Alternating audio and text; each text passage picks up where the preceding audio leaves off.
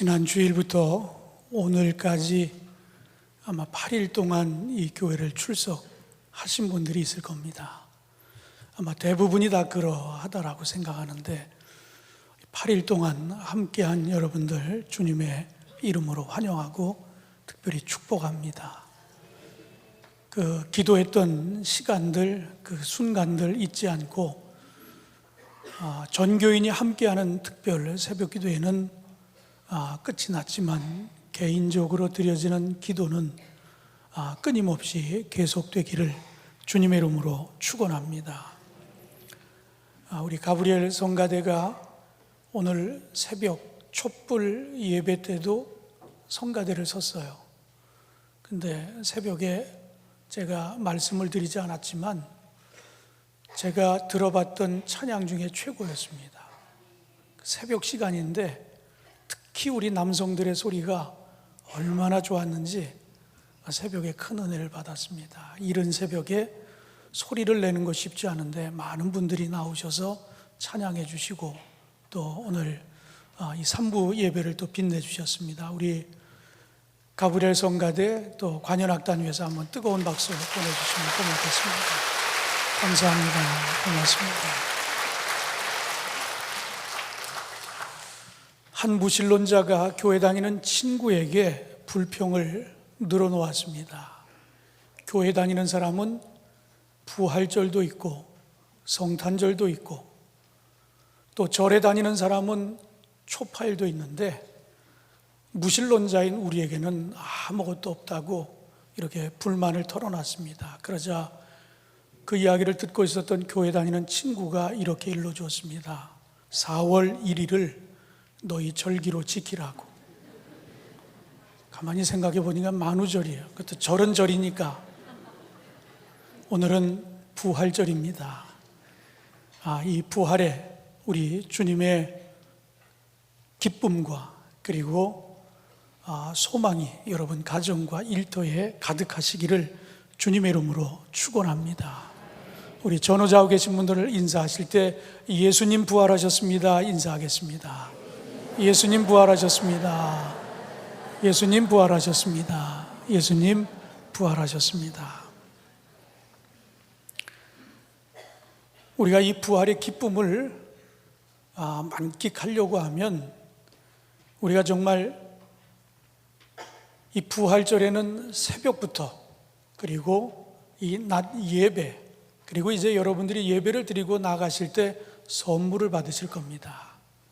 부활란 선물을 여러분에게 드릴 거예요.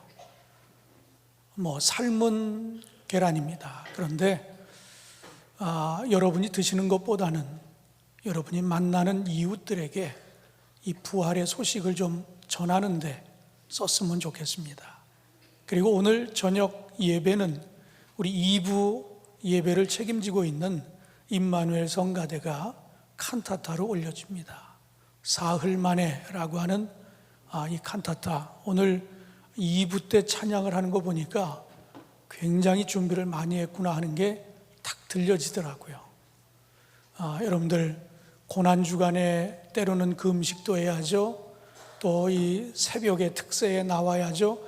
그러면서도 열심히 연습하고 또 훈련해서 오늘 예배를 이렇게 올려드리게 됐습니다. 여러분 많은 분들 오셔서 함께 그 찬양에 은혜 받는 귀한 시간 되기를 주님의 이름으로 축원합니다. 우리가 흔히 우리나라 명절이 되면 그 명절에 맞는 영화들 그리고 이렇게 기독교 절기가 되면 그 절기에 맞는 성화들이 이렇게 방송에서도 많이 비춰지는 것 아마 여러분 보셨을 거예요. 오늘 말씀을 전하면서 여러분에게 영화를 한 편 소개하려고 합니다. 이 부활절 절기에 딱 맞는 그런 영화예요. 그동안 우리가 무슨 패션 크라이스트라든지 또 한동안 우리 교회에서도 우리 구역장들 교역자들이 함께 영화를 관람한 적도 있는데 예수라고 하는 그런 영화도 있었습니다. 그런데 오늘은 여러분에게 부활이라고 하는 영화, 원작은 리즌이라고 하는 이 영화를 여러분에게 소개하는데 이 영화는 2016년에 개봉이 됐습니다. 제작비가 무려 200억 이상 들어간 우리가 종교 영화치고는 굉장히 많은 그 제작비가 투여가 됐고, 헐리우드에서 나름대로 인지도가 높은 분들이 또 캐스팅이 돼서 영화를 만들었습니다. 제가 목사이긴 하지만 이 종교 영화 그렇게 썩 즐기면서 보지는 않습니다. 왜? 우리는 이미 성경의 스토리를 너무 잘 알고 있기 때문에 영화가 제목만 봐도 이 영화가 어떻게 흘러갈 것이라고 하는 것이 짐작이 됩니다.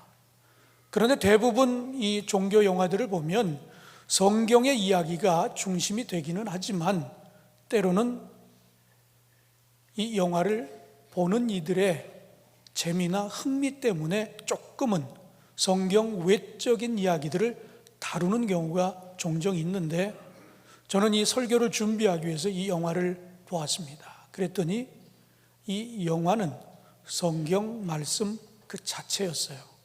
굉장히 잔잔하면서도 이 공간복음서에 나타나 있는 이야기들을 아주 짧지만 순간순간 그 배경에 말씀을 담아내는 이런 내용들이 너무너무 좋았습니다. 그래서 저도 모르게 눈물을 흘리면서 이 영화를 보게 됐습니다. 여러분들, 오늘 부활절인데 너무 늦지 않게 한번 이 영화를 영화관에서 볼 수 있는 건 지금 현재는 아닌 것 같아요. 그러나 우리 젊은이들이 영화를 받아보는 그 방법은 잘 알 터이니까 여러분들 꼭 한번 부모님에게도 좀 보실 수 있도록 기회를 제공하고, 그래서 이 영화를 한번 여러분에게 소개합니다. 이 영화에는 로마의 호민관이었던 클라비우스라고 하는 사람이 주인공으로 등장을 합니다. 이 클라비우스는 본디오 빌라도의 명령을 받아서 예수님의 십자가 처형을 집행하는 그런 집행관이 되어집니다. 그런데 문제는 대제사장이었던 가야바가 예수님 생전에 예수님이 하셨던 말씀이 자꾸만 뭔가 그를 좀 힘들게 했어요. 왜? 예수님이 십자가에 달려 죽으셨다가 사흘 만에 부활할 것이다. 그래서 대제사장이었던 이 가야바는 그것이 자꾸만 마음에 걸려서 본디오 빌라도를 찾아갑니다. 예수님의 시신을 안치한 그 무덤을 돌문으로 닫고 인봉을 하고, 그리고 군인들을 세워서 그 시신을 꼭 지켜달라고. 그런데 이 본디오 빌라도가 또다시 이 클라비우스를 불러가지고 처형 집행하는 것도 그에게 맡겼는데, 이제는 그 무덤을 지키는 일도 그에게 맡깁니다. 그래서 봉인까지 해놓고 군인들을 그곳에 배치하고 지키게 합니다. 자, 우리가 너무나 잘 아는 이야기예요. 그렇게 예수님의 무덤을 지켰지만 예수님의 시신을 그들이 잘 지켰을까요? 성경은 그렇게 이야기하지 않습니다. 새벽에 무덤에 찾아가 봤더니 돌문이 열려져 있습니다. 그리고 시신은 온데간데 없습니다. 그러니까 이 가야바와 빌라도는 너무너무나 다급해집니다. 누군가 훔쳐갔다라고 하는 것도 문제가 될 수 있고, 그리고 정말 예수가 그들이 왕이라고 그렇게 섬기고 있었는데 그 왕이 뭔가 그들을 소유하게 하고 그들을 움직여서 뭔가 이 사회적으로 이상한 기류가 생기면 안 되니까, 그래서 시신을 찾으라고 가야바와 빌립보가 이 빌라도가 다시 명령을 하는데 그 명령이 클라비우스에게 또 떨어집니다. 그러니까 처형하는 것도 클라비우스, 무덤을 지키는 것도 클라비우스, 없어진 시신을 찾는 것도 클라비우스. 클라비우스는 물불을 가리지 않고 최근 며칠 동안 묻힌 사람들의 무덤을 다 파헤칩니다. 공동묘지에 가서 그 부패한 시신들을 하나하나 뒤적이면서 예수를 찾습니다. 어떻게 찾을 수 있습니까?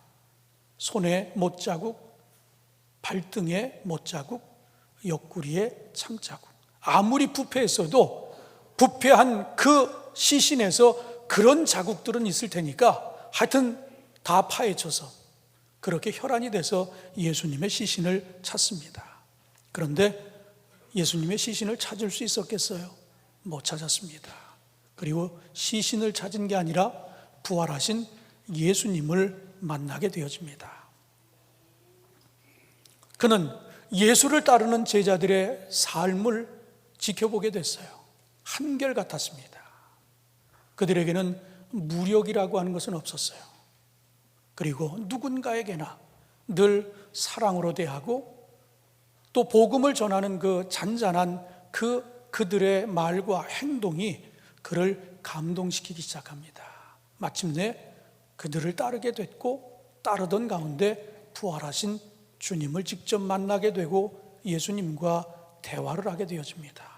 그러면서 그는 자신이 그동안 명예를 쫓아 살아왔던 것이 얼마나 잘못된 선택이었는가라고 하는 것을 깨닫고 그는 우리 주님을 구주로 영접하고 그리고 로마의 호민관 자리를 내려놓습니다.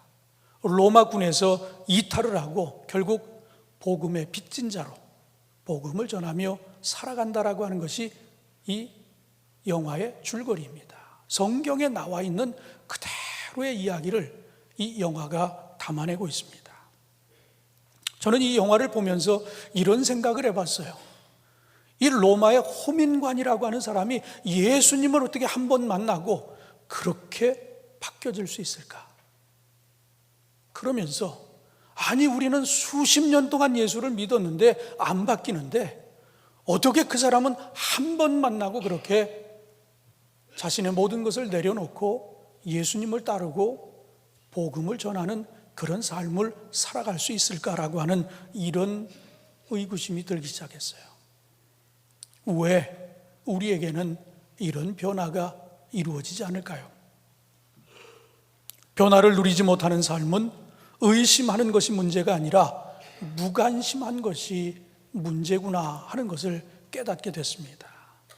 우리가 사도 바울을 볼 것 같으면 사도 바울이 이 호민관과 같은 그런 역할 아니었어요. 예수 믿는 자들을 가둬 쳐놓고 그리고 그들을 죽이고 그러던 사람 아닙니까? 그런데 예수님을 만나자마자 정말 전혀 다른 삶을 살아가게 되어지는 그 모습은 우리에게 강한 부정과 의심은 강한 믿음을 낳는구나 라고 하는 사실을 깨닫게 해줍니다. 그렇다면 우리는 왜 이런 변화가 이루어지지 않느냐? 우리는 긍정도 부정도 하지 아니하고 무관심하기 때문에 우리에게는 이런 변화가 이루어지지 않는구나 하는 그런 생각을 갖게 됐습니다. 왜 그렇습니까? 우리는 일찍이 식민 통치, 전쟁을 치르면서 빠르게 이 나라를 재건해야 되겠다라고 하는 이런 생각에 사로잡혀 있다 보니까 사색을 하며 질문하는 법을 잃어버리고 한동안 살아왔습니다. 의심은 무언가 반역적이라고 하는 이런 분위기 때문에 쉽게 손을 들고 져요. 그리고 뭔가를 묻는 일들이 자꾸만 줄어들기 시작했습니다. 무언가 마음속의 의심과 궁금증은 강요된 정답 뒤에 가려진 채 어디론가 사라져버리고 말았어요. 그러는 사이에 우리는 정말 무엇을 알고 싶은지 또 무엇이 되고 싶은지를 잃어버리고 그로 인해 잃어버린 삶에 대한 애착은 매사에 무관심이라고 하는 이런 질병을 낳게 됐다라는 이야기입니다. 의심과 질문을 허락하지 않고 인간을 소외시키는 모든 사회에서 발생하는 이 심각한 병, 무관심이라고 하는 이 병에 대해서 한번 이야기하려고 합니다. 우리가 간혹 집회 때 오신 강사님들 아니면 우리 목사님들도 저도 이 강단에서 뭔가 이야기를 할 때가 있어요. 예를 들면 우리 성서 박물관에 가장 감나가는 성경이 얼마인 줄 아십니까? 우리 박물관에, 지금 우리가 소장하고 있는 이 박물관에 가장 비싼 성경은 유럽의 구약 학회의 회장이었던 닥터 로저손이라고 하는 분이 이 성경을 분류해 줬어요. 20년 전에 오셔서 저 성경이 얼마나 역사적으로 가치 있고 이 글이 얼마나 희귀한 글인지를 쭉 분류해 주면서 딱 한 권을 가리키면서 이 책은 불이 나면 딴 건 다 놔두더라도 요 책은 꼭 갖고 나가십시오. 그렇게 일러준 책이 있어요. 근데 그 책의 가치가 얼마인 줄 아십니까? 그 책의 가치는 인천광역시 땅하고도 바꾸지 말라고 그랬어요. 여러분 보세요. 이 정도 되면 우와 이렇게 나와야 되는데 그냥 남의 얘기야. 감동이 없어. 그러니까 강사님들이 뭐라고 이야기합니까? 놀라지도 않네. 그런 거예요. 우리가 가지고 있는 성경 중에 구텐버그 바이블 있잖아요. 그게 제 기억에 1973년도인가 9년도에 영국 크리스티 경매에서 두 권으로 되어 있거든요. 근데 그 두 권이 크리스티 경매에 나왔을 때 그 값이 얼마인 줄 아십니까? 지금으로부터 50년 전 얘기예요. 500억. 벌써 저쪽은 반응이 없어요. 500억이에요. 50년 전에 500억. 그러니까 이 한 장을 띄면 이게 한 10만 불쯤 되는 겁니다. 한 장 딱 떼면 게 10만 불쯤 되는 거예요. 성경의 가치가 그만큼 대단해요. 1400년대에 인쇄된 최초의 성경인데 그 성경의 가치가 그래요. 지금 우리 교회가 가지고 있는 성경들이 다 그런 거라니까요. 근데도 우리는 저 가치를 잘 몰라요. 교인이면서도 한 번도 안 올라가 본 사람도 꽤 많아요. 참 이상하죠. 루브르 박물관 같은 데는 그 비싼 비행기표 주고 그걸 못 들어가서 애쓰는데 우리는 그거보다 훨씬 더 가치 있는 게 있는데도 뭐 교회가 하는 일이 뭐 그렇게 대단하겠느냐 이렇게 생각하고는 아예 짐작하고 가보지도 않아요. 제가 왜 이런 말씀을 드리는가 하면 우리는 감동을 잃어버리고 살고 있어요. 좀 때로는 놀랄 일이 생기면 좀 놀라기도 해야 되는데 너무 무감각하게 우리가 살아가고 있다라고 하는 이야기입니다. 그래서 저는 이 부활신앙, 이 부활절 그러면 정말 전무후무한 역사적인 사건 아니에요. 어떻게 죽은 사람이 다시 살아납니까? 누군가를 위해서 내 목숨을 내어주는 것도 대단한 일인데 인류를 구원하기 위해서 십자가를 지시고 공언했던 것처럼 사흘 만에 부활하시고 그렇게 철두철미하게 죽은 거 확인하느냐고. 그 당시에는 다리를 꺾어서 죽여야 되는데 이미 죽어 있으니까 다리도 꺾지 않고 그냥 확인 사살의 의미에서 옆구리 창을 찔러가지고 물 한 방울, 피 한 방울 다 쏟게끔 그렇게 해서 장사 지냈잖아요. 군인들이 그렇게 철저하게 돌문 해놓고 다 해놓고 인봉까지 찍어가지고 군인들이 지키게 했거든요. 그런데도 우리 주님은 부활하셨습니다.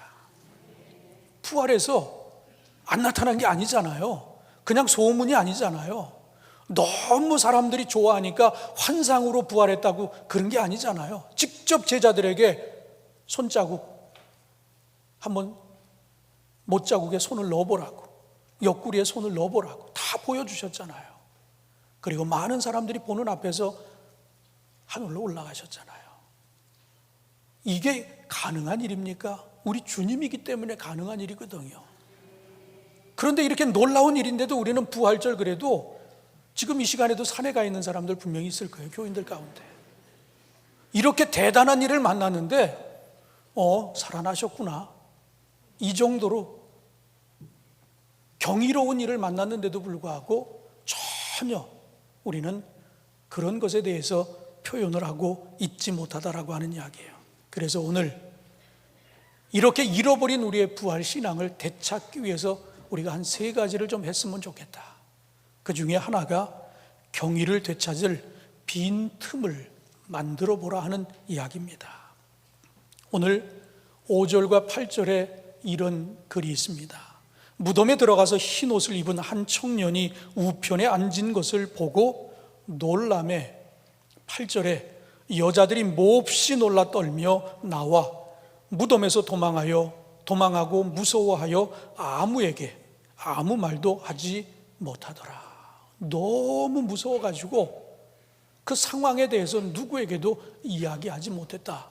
그런데 이 8절의 말씀을 메시지 성경에서는 이렇게 표현하고 있습니다. 그들은 얼른 밖으로 나왔다. 현기증이 날 정도로 정신이 없었고 너무 놀라서 아무한테도 말하지 못했다. 첫 번째 증인들의 모습은 두려움이었어요. 너무너무 떨렸다라고 하는 이야기입니다. 그런데 오늘 우리는 어때요? 부활절 새벽에 주님을 만나려고 우리 노력해 봤습니까? 부활절인데도 오늘 이렇게 빈자리가 있어요. 예전에는 1년에 딱 2번 나오는 분들, 부활절에 한 번 나오고 성탄절에 한 번 나옵니다. 그런데 요즘은 그 2번 나오는 것도 생략을 하는 건지 아니면 기존의 교인들이 부활에 대해서 그렇게 별 감흥이 없으니까 지금 어디 가 있는지 알 수가 없어요. 이렇게 귀한 일을 이 사람들은 놀라 자빠졌는데 경험해 보지 못하고 예상하지 못한 일을 만나고 이처럼 놀랐는데 우리는 아무리 부활에 대해서 얘기를 해도 별 반응이 없어요. 우리가 어렸을 때 방학에 들어간다 그러면 선생님들께서 우리에게 숙제를 하나 냅니다.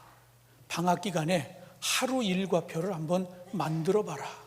그래서 동그랗게 그려놓고 부채꼴로 여기는 잠자는 시간, 여기 아침에 일어나서 체조하고 아침에 뭐 숙제하고 학원 가고 뭐 쭉 이렇게 해서 24시간을 딱 그려놨는데 대부분 노는 시간은 없어요.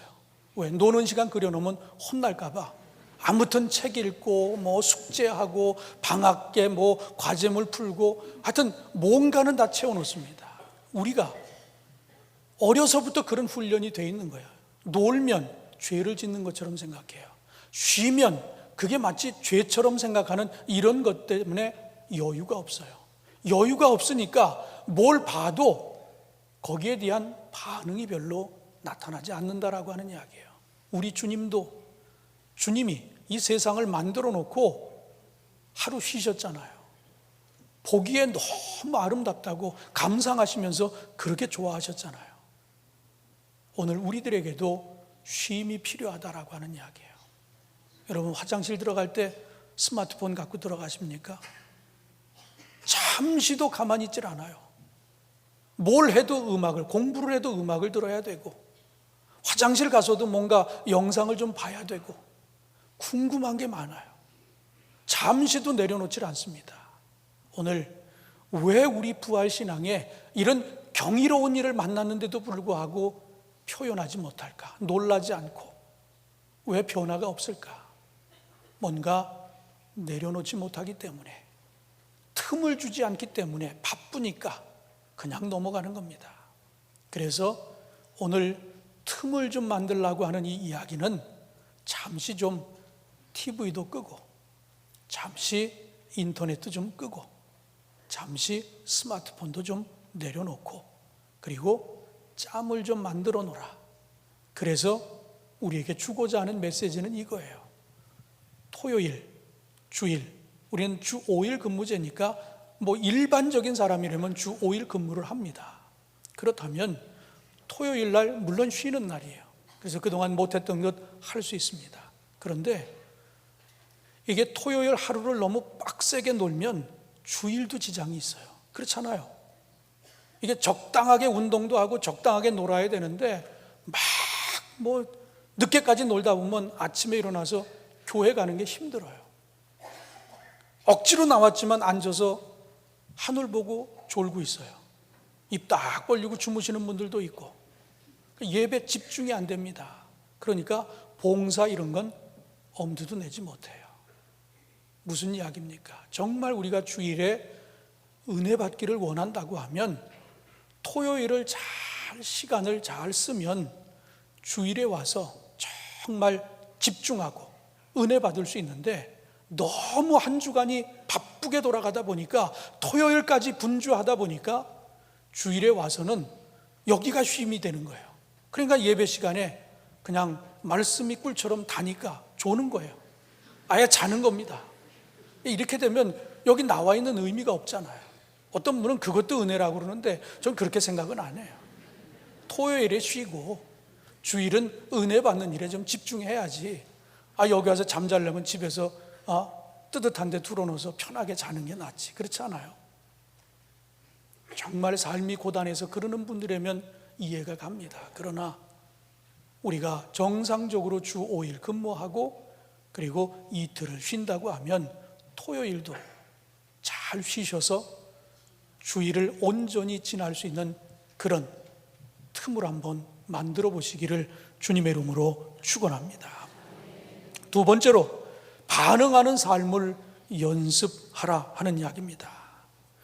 우리가 서양 사람들과 특히 한국 사람들 가만히 비교해 보면 서양 사람들은 아주 작은 일에도 이렇게 화들짝 놀라기도 하고 자기 감정을 이렇게 잘 표현을 합니다. 그래서 막 great, awesome, unbelievable 뭐 이런 거 얘기하잖아요.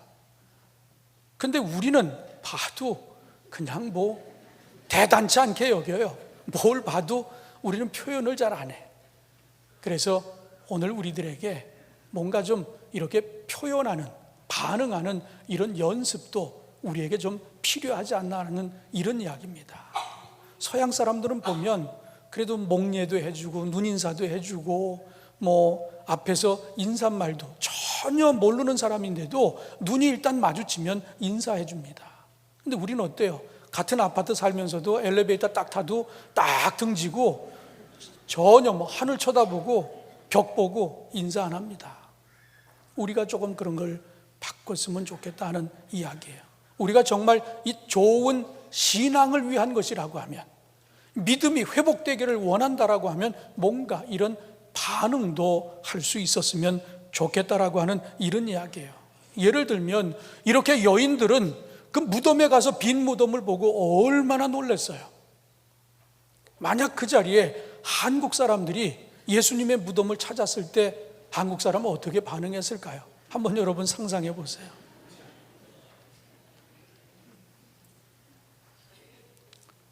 부활하긴 부활했네. 아마 한국 사람들이라면 이러고 지나갔을는지 몰라요. 너무 우리는 너무 떨어져요. 우리가 조금 더 이런 표현이 가능하려고 하면 우리는 너무 남의 눈치를 보거든요. 남을 의식해요. 그러다 보니까 자꾸 누르는 거예요. 그리고 우리 사회가 뭐 가부장제도 또 이렇게 무슨 관제, 피라밋 이런 형태에, 그러다 보니까 윗사람 눈치도 봐야 되고 뭐 그러니까 자꾸만 눌려 있어요. 눌려 있으니까 표현을 잘 못하는 겁니다. 뭐 저라고 예외는 아니에요. 저희 집사람하고 같이 뭐 다른 사람들하고 어울려서 얘기하다 보면 저는 얘기를 잘 안 하잖아요. 저는 얘기를 잘 안 하고 표현을 잘 안 하는데 우리 집사람은 형제가 많아요. 7남매거든. 까르르 하면 막 업이 돼요. 그러면 좀 지나칠 것 같으면 내가 쿡쿡 찌릅니다. 조금 다운되라고. 근데 우리가 사는 모습들이 그렇거든요. 좀 지나칠 것 같으면 조금 자제하라고 그러고, 그러다 보니까 표현하는 것들이 우리가 좀 자유롭지 못할 때가 너무 많았다라고 하는 이야기입니다. 물론 지나친 것은 우리가 오해를 불러일으킬 수 있고 분위기를 어지럽힐 수도 있지만, 그러나 비교적 주체적으로 그리고 자발적인 모습으로 자기 자신을 드러내는 그런 훈련이 우리에게 좀 필요하다라고 하는 이야기입니다. 이 부활이라고 하는 영화에 보면 그 무덤을 지켰던 병정들 지키지 못했잖아요. 그런데 이 대제사장이 찾아가 가지고 겁박을 합니다. 뭐라고? 절대로 예수님 시신 없어진 거에 대해서 이야기하지 말라고 회유를 합니다. 돈도 갖다 주고 힘으로 누르기도 하고. 이런 일들이 우리 사회에서도 지금 얼마나, 요즘 뭐 뉴스에 나오는 거 보면 그런 일 있잖아요. 보도를 통제하고 뭐 이런 일들도 있고, 힘 있는 사람들이 다 다 여기저기 막아놓고 말도 못 꺼내게 하고, 우리 주변에서 흔히 있는 이야기들, 이런 우리의 잘못들, 이런 것들이 결국은 우리가 자꾸만 남의 눈치를 보고 윗사람 눈치를 보면서 표현하는 것에 너무 우리가 익숙치 않다라고 하는 이야기예요. 여러분, 옆에 있는 분들하고 한번 이렇게 인사하시기 바랍니다. 눈치 안 줄 테니 마음껏 하나님 앞에서 반응하시기 바랍니다. 한번 인사하세요. 눈치 안 줄 테니 하나님 앞에서 마음껏 반응하시기 바랍니다.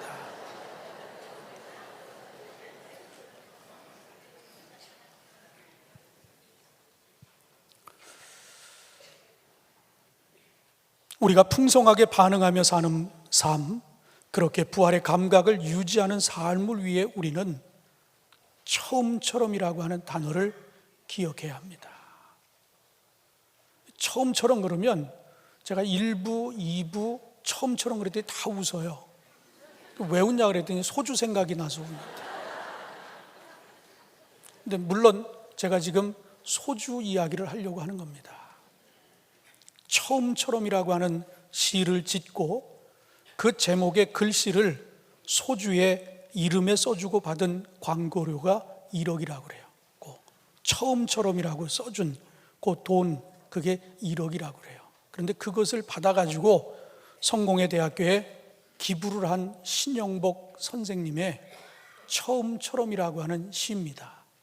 그 시에 보면 이런 내용이 있어요. 처음처럼 하늘을 만나는 어린 새처럼, 처음으로 땅을 밟는 새싹처럼, 우리는 하루가 저무는 겨울 저녁에도 마치 아침처럼, 새봄처럼, 처음처럼 언제나 새날을 시작하고 있다. 산다는 것은 수많은 처음을 만들어가는 끊임없는 시작입니다. 이 시처럼 늘 처음처럼 하나님께서 베푸신 삶 속에서 아름답게 반응하며 살아가는 저와 여러분 모두가 되기를 주님의 이름으로 축원합니다.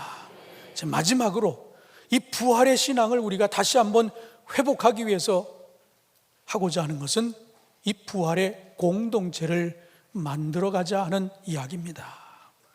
성경은 이 부활의 증인들에 대해서 이야기할 때 단수로 표현한 데가 없어요. 모두가 다 복수로 표현을 하고 있습니다. 부활의 체험은 나 혼자 산속에 홀로 들어가 깨닫는 것이 아니에요. 공동체 속에서 서로의 경험을 공유하면서 확장시켜 나아가는 것이 참된 부활의 신앙이라고 하는 사실을 여러분 깨닫게 되기를 주님의 이름으로 축원합니다. 이렇게 믿음의 공동체는 바로 이 부활의 신비를 깨달은 이들의 공동체입니다. 그렇기 때문에 부활이 빠진 교회는 확신이 없는 공동체, 부활이 빠진 교회는 미래가 없는 공동체, 부활이 빠진 교회는 껍데기만 있는 공동체가 될 수밖에 없다라고 하는 이야기입니다. 한 교회가 얼마나 건강하냐, 이 부활 신앙으로 든든한 공동체를 이루고 있느냐, 이 지표는 어디서 나타나는가 하면 새가족이 교회에 왔을 때 그들을 대하는 태도에서 그 교회의 건강, 그 교회의 공동체가 이런 믿음으로 하나가 되어 있느냐 아니냐를 판단할 수 있다고 그래요.